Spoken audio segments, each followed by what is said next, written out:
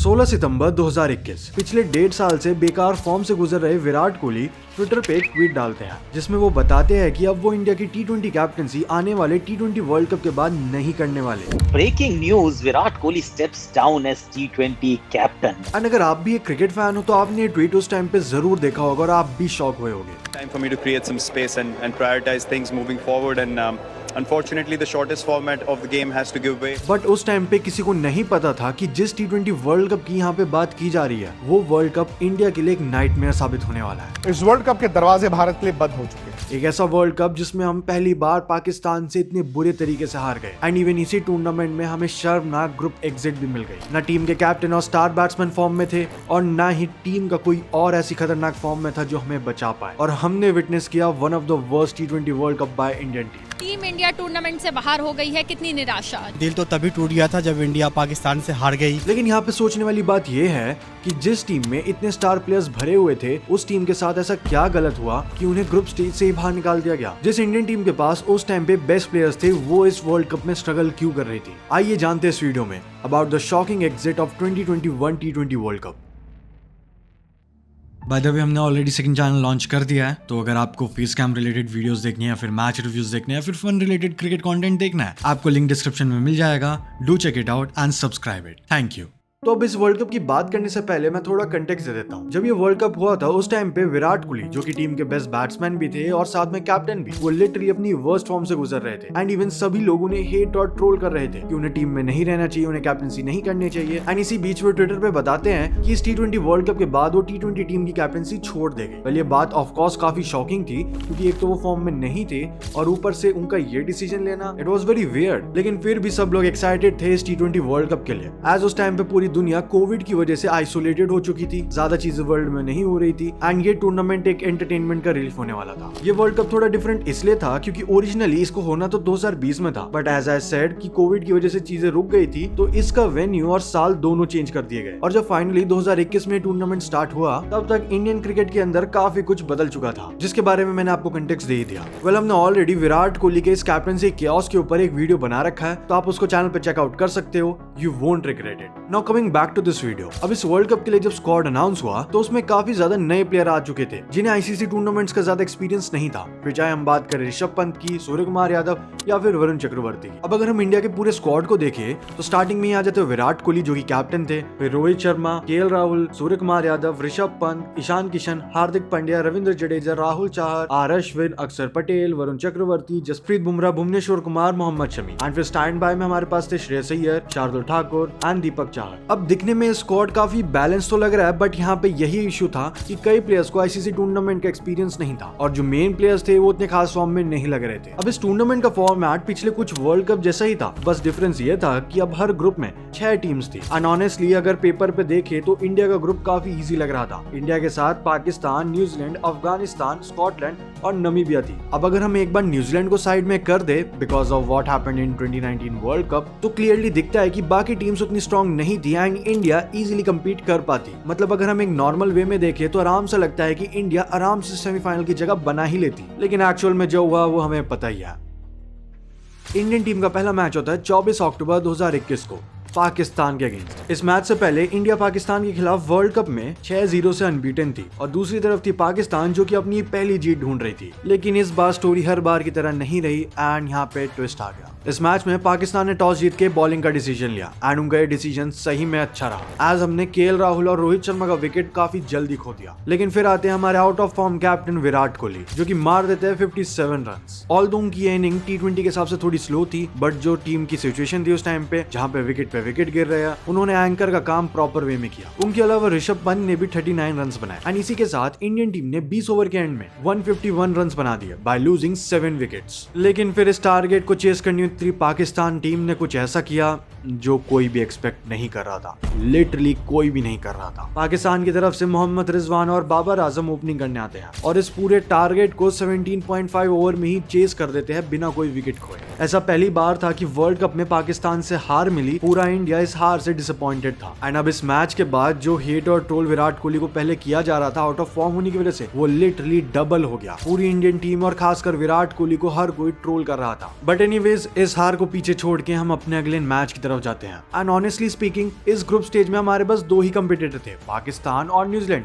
क्योंकि बाकी की टीम्स उतनी स्ट्रांग नहीं थी। एंड अपने 2 कंपटीटर्स में से हम 1 से हार ही गए थे, तो यहीं से चांसेस दिख गए थे कि अगर हमें आगे बढ़ना है सेमीफाइनल्स के लिए तो हमें अब सारे ही मैचेस जीतने होंगे। एंड इसी होप के साथ इंडिया रेडी हो जाती है अपने नेक्स्ट मैच के लिए, जो कि था न्यूजीलैंड से। यस, हमारा second competitor in this group stage. पिछले मैच की शर्मनाक हार के बाद इस बार होप थी कि हम अपनी गलतियों को सुधारेंगे, बट साथ में एक डर भी था। डर था न्यूजीलैंड का। ये वही न्यूजीलैंड है जिससे हम 2019 के वर्ल्ड कप सेमीफाइनल में हारे थे। एंड ये वही न्यूजीलैंड है जिससे हम 2016 के T20 वर्ल्ड कप के पहले ही ग्रुप स्टेज मैच में भी हारे थे। एंड ये वही न्यूजीलैंड है जिससे हम कुछ महीनों पहले ही वर्ल्ड टेस्ट चैंपियनशिप का फाइनल हार के आ रहे थे। फिर आता है ये मैच 31 अक्टूबर 2021 को, जिसमें एक बार फिर से हम टॉस हार गए थे। एंड इसमें न्यूजीलैंड ने टॉस जीत के बॉलिंग का डिसीजन लिया। एंड फिर से उनका डिसीजन कितना बढ़िया रहा, आप इस मैच के नंबर्स देख ही लो। इंडियन टीम 20 ओवर में बस 110 रन बना पाई, और वो भी 7 विकेट के लॉस पे। एक तो पहले इस मैच में पूरा बैटिंग लाइनअप ही चेंज था। रोहित शर्मा जो की ओपनिंग करते नंबर 3 पे खेल रहे थे, विराट कोहली जो की नंबर 3 पे खेलते वो नंबर 4 पे खेल रहे थे, और 111 रन के इस टारगेट को न्यूजीलैंड की टीम ने 14.3 ओवर्स में चेस कर लिया। एंड लिटरली इस पॉइंट के बाद पूरा इंटरनेट ब्रेक हो गया, क्योंकि हर कोई बस Virat Kohli, Indian team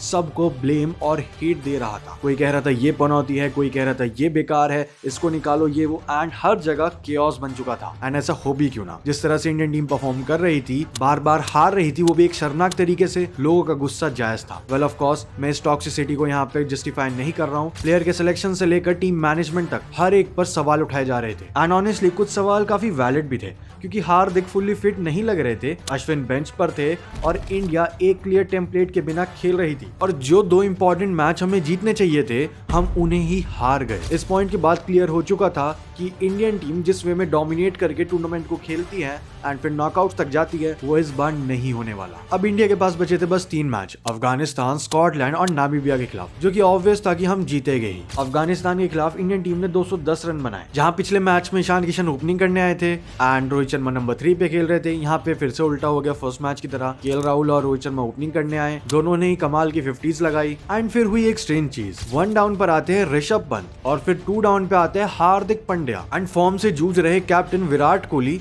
batting करने ही नहीं आते। Like can you imagine, like इस पॉइंट तक क्लियर हो चुका था कि उनके ऊपर कितना ज्यादा प्रेशर और ब्लेम डाला जा रहा है, क्योंकि एक कैप्टन ही अपनी पोजीशन से हट चुका है। एंड कैप्टन तो छोड़ो, पूरी टीम का लाइनअप ही अजीब हो रखा है। एंड ये सवाल रेज होने चाहिए, बट स्टिल इंडियन टीम ने 210 रन बनाए एंड इंडियन टीम इस मैच को जीत भी जाती है बाय 66 रन। अब 90% क्लियर हो चुका था कि इंडियन टीम सेमीफाइनल में नहीं जाएगी, क्योंकि जो 2 मैच उन्हें जीतने चाहिए थे वो हम इतनी बुरी तरीके से हार गए। एंड अब जो 10% होप है जाने की, वो है नेट रन रेट के हिसाब से, यानी कि क्या बोलूं मैं इस पे, मैं कुछ बोल ही नहीं सकता। अब अगला मैच था स्कॉटलैंड से, जिसमें इंडिया ने स्कॉटलैंड को 85 पे ऑल आउट कर दिया और फिर 6.3 ओवर में हम उस मैच को जीत भी गए। I mean, हाँ काफी अच्छी बात है हम ऐसे जीते हैं, बट जहाँ पे जीतना चाहिए था हम वहाँ पे नहीं जीते। और ये जीत जब आ रही है जब नीड नहीं थी, तो इसमें कुछ ज्यादा खुश होने वाली बात भी नहीं थी। एंड उस टाइम पे भी कोई भी फैन उतना ज्यादा खुश नहीं था, क्योंकि उस टाइम पे सबको समझ आ गया था कि इंडियन टीम का सेमीफाइनल में जाना काफी मुश्किल है। जहाँ काफी इंडियन फैंस बस यही कैलकुलेट कर रहे थे कि कितने रन रेट से जाएंगे, क्या पॉसिबिलिटी है, ये वो। मतलब कुछ साल पहले तक इतना क्लियर था कि नॉकआउट में तो हम रहेंगे, और इस टूर्नामेंट में ऐसा हाल, नो वर्ड्स टू से। अब सबका फोकस तो वैसे रन रेट पे था, बट कोई ये नहीं ध्यान दे रहा था कि जिन 2 टीम से हम हारे हैं, न्यूजीलैंड और पाकिस्तान, वो ऑलरेडी काफी अच्छी फॉर्म में है एंड वो मैचेस इजीली नहीं हारने वाले। एंड हुआ भी कुछ ऐसा ही, आप ग्रुप टेबल देख ही सकते हो। और नामीबिया वाला मैच बताने की मुझे नीड नहीं है, क्योंकि वो अब सेंस नहीं बना था। कई सालों के बाद ये ऐसा टूर्नामेंट था जिसमें इंडियन टीम ग्रुप स्टेज से ही बाहर हो गई। हम बात करते हैं उनके नॉकआउट में स्ट्रगल करने की, चोक करने की, बार बार हारने की, बट यहाँ पे हम ग्रुप स्टेज से ही हार गए। जो उम्मीदें थी इंडियन फैंस की, सपोर्टर्स की, कि इंडियन टीम इस बार सेमीफाइनल में जाएगी, फिर से अच्छा खेलेगी एंड शायद फाइनल भी जीत जाएगी, वो सब टूट गई। एंड इस सब का सारा ब्लेम जा रहा था विराट कोहली पे, जो कि उनके पूरे करियर का लोएस्ट पॉइंट था। वो ऑलरेडी इससे पहले बता चुके थे कि अब वो T20 वर्ल्ड कप में कैप्टनसी करने के बाद और कैप्टनसी नहीं करेंगे इंडियन टीम की इस फॉर्मेट में। एंड ये वर्ल्ड कप कितना बुरा जा रहा था देख ही सकते हो आप।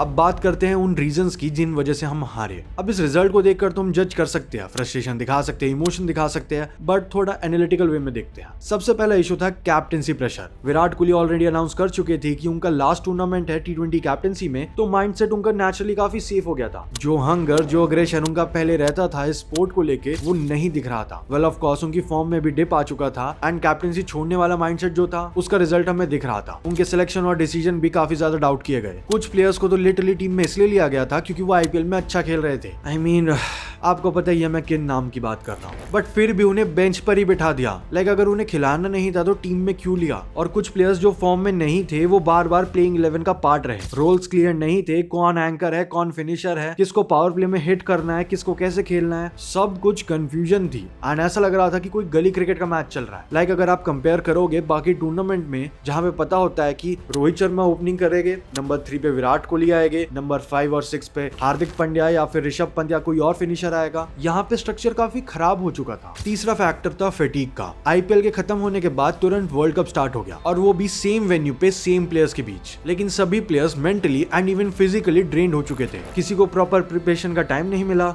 बाकी टीम स्पेशली वर्ल्ड कप के लिए ट्रेन होकर आई थी, बट इंडियन टीम वो बस मोमेंटम को कैरी कर रही थी। चौथा रीजन प्लानिंग इशू। पाकिस्तान और न्यूजीलैंड जैसी टीम के लिए प्रॉपर टैक्टिकल प्लान्स विजिबल ही नहीं थे। शाहीन अफरीदी जैसे लेफ्ट आर्म पेसर के अगेंस्ट प्रॉब्लम इंडिया को ईयर्स से है, फिर भी कोई स्ट्रॉन्ग अप्रोच नहीं दिख रही थी। बैटिंग भी फियर बेस्ड हो गई कि बस मुझे आउट नहीं होना, जबकि ये T20 फॉर्मेट है जिसमें हमारा मेन अप्रोच ही हिट करने का है, अग्रेसिव होना। और इस सर्वाइवल वाले माइंडसेट से चीजें काफी खराब हो गई एंड इसी वजह से पूरी दुनिया ने यही कहा, how did the country which created IPL fail in the T20 world cup. Although इस वर्ल्ड कप की बातें ज्यादा नहीं की जाती क्योंकि 2022 में फिर से T20 वर्ल्ड कप हुआ एंड फिर 2023 में ओडीआई वर्ल्ड कप, तो ये टूर्नामेंट की चेन चलती रही। लेकिन हमें नहीं भूलना चाहिए कि जो गलतियां इस टूर्नामेंट में इंडियन टीम ने करी थी वो काफी क्वेश्चनेबल थी। And literally as I should say कि ये वो वर्ल्ड कप था जिसने विराट कोहली की कैप्टनसी को पूरा खत्म कर दिया एंड इवन उन्हें भी काफी हद तक, क्योंकि इस वर्ल्ड कप के भी कई महीनों बाद 2022 में उनका कमबैक हुआ था एंड उनके लिए ये वर्ल्ड कप भी एक नाइटमेयर बन गया। वेल सिर्फ उनके लिए नहीं, इंडियन टीम, इंडियन फैंस और सभी सपोर्टर्स के लिए भी। वेल ये थी कहानी 2021 के उस शॉकिंग एग्जिट वाले वर्ल्ड कप की। अगर आपको ये जानना है कि हम 2014 का T20 वर्ल्ड कप क्यों हारे तो यहाँ पर क्लिक करो। अगर भुवनेश्वर कुमार के डाउनफॉल के ऊपर वीडियो देखना तो यहाँ पर क्लिक करो। और मुझे इंस्टाग्राम पे फॉलो करना मत भूलना। Thanks for watching, see you in the next one.